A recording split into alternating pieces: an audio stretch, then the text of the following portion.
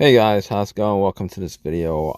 I just want to give you guys a quick fix if you guys have this issue with a no crack no start. Sometimes a crack no start with the with an issue with the PCM, car's computer, the ECU, PCM, ECM. Sometimes multiple modules, the TCM, the transmission control module.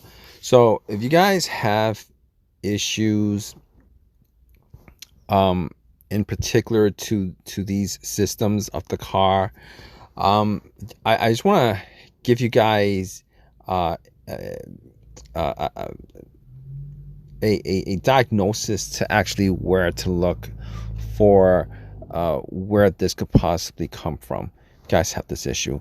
All right, first of all, a lot of times this could actually be caused by just low voltage on the battery. All right, you guys definitely want to check the battery itself.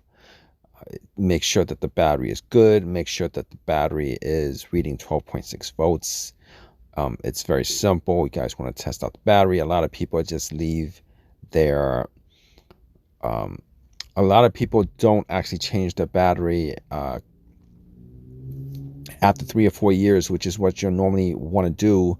And if you guys don't do that, there's a good chance that the battery could deteriorate to the point where it actually is not holding a good charge, which would actually could cause issues with your PCM or ECU or ECM actually having a good connection to any kind of normal voltage to actually operate, and that could actually cause no communication issue.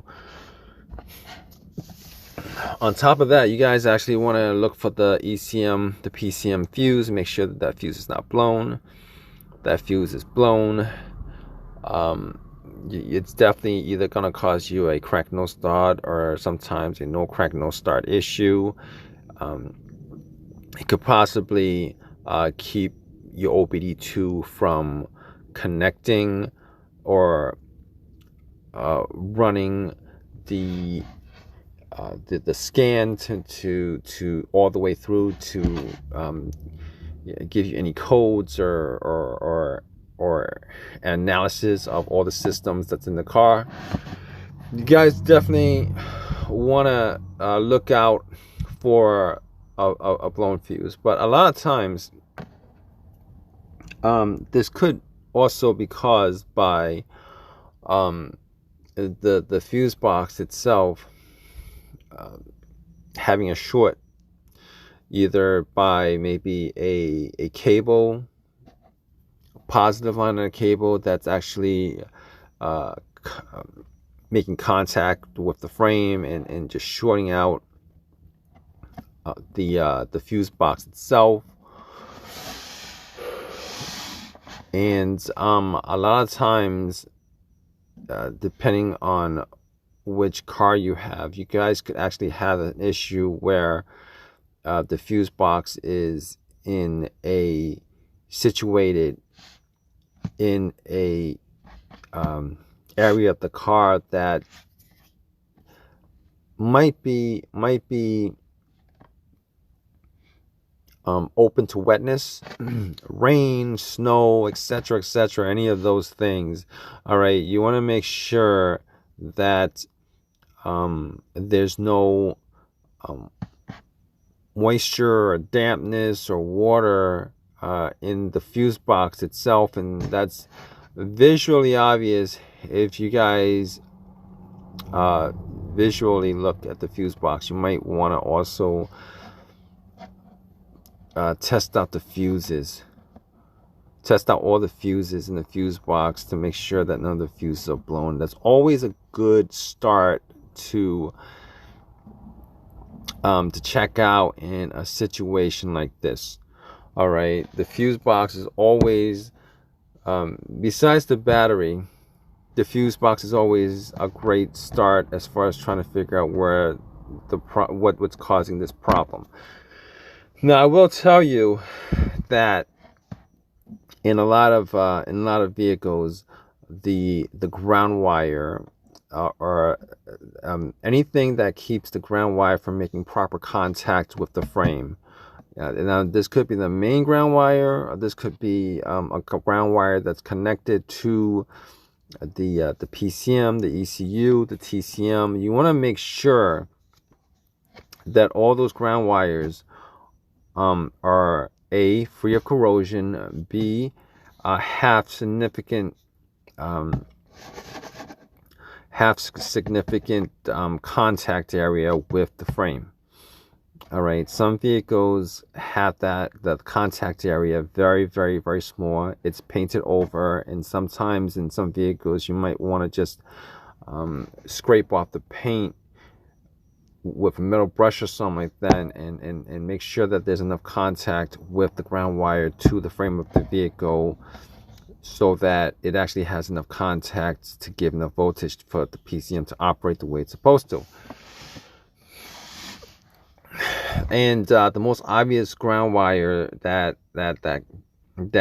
could affect the operation of the ECM, the PCM, the ECU, the TCM, any of those main computer components of the vehicle, you definitely want to check out the negative line where it connects to the frame of the car. All right, make sure that it's not make sure that it's actually 100% tightly connected to the battery and it's clean, first of all. Second of all, you want to make sure that the ground wire itself is not frayed or broken off, and for whatever reason, I've seen ground wires chewed up by rats and stuff like that, but you want to make sure that it's not frayed or broken off or anything like that. You want to make sure that ground wire is actually where it connects to the frame is free of corrosion, and it makes significant contact, has sufficient contact with the frame, and it's tight. Those are things that you guys want to look for. For the most part, those are the things that you guys want to look for as far as issues with communication with the PCM, the ECU, the TCM. And now, a lot of times, the tipping itself, a lot of people will change the tipping, which is pretty much another term for the fuse box itself. A lot, and it's possible, if you actually find that there are multiple fuses that are blown, if the fuse box itself is not it's actually not it's actually not operating the way it's supposed to, as far as maybe there's no power going to any of the fuses, maybe there's no power going to any of the relays, and you definitely want to make sure that it's the fuse box itself. Maybe there's a short somewhere in the fuse box where some components of the fuse box is shorted out. Sometimes you'd have to take the fuse box out. It's one of those things where it's kind of tricky, but shorting of blown fuses, a wire that's shorting out fuses, a wire that's shorting out the tipping, the fuse box itself. Those are essentially many times the main components of PCM, ECM, ECU issues. Sometimes it could be the OBD2 connector itself that might have issues, but even if the OBD2 connector itself has issues, a lot of times the car would still operate normally. You just wouldn't be able to get a connection with your OBD2 scanner. But if you guys do actually have an actual car system computer issue with any kind of communication with the car, and that actually creates either a no communication issue, or that actually generates like multiple codes, maybe like 10, 11 different codes for different parts of the car that that have no connection with each other. That's generally one of the symptoms of a faulty, or a symptom of either faulty ECU, ECM, PCM. Maybe sometimes the module itself needs to be changed out. It could be maybe the connector that connects to the module it's loose. You might want to just maybe take it out and plug it back in, make sure that it's plugged in tight. And those things are definitely things that you guys want to check in this situation. Hopefully this has helped you guys out. If you guys have any questions, definitely leave the question in the comment section. If you guys have any of your own personal experiences with this, definitely leave your own leave a comment, and it might help somebody else out. But other than that, have a good day, guys. Take care.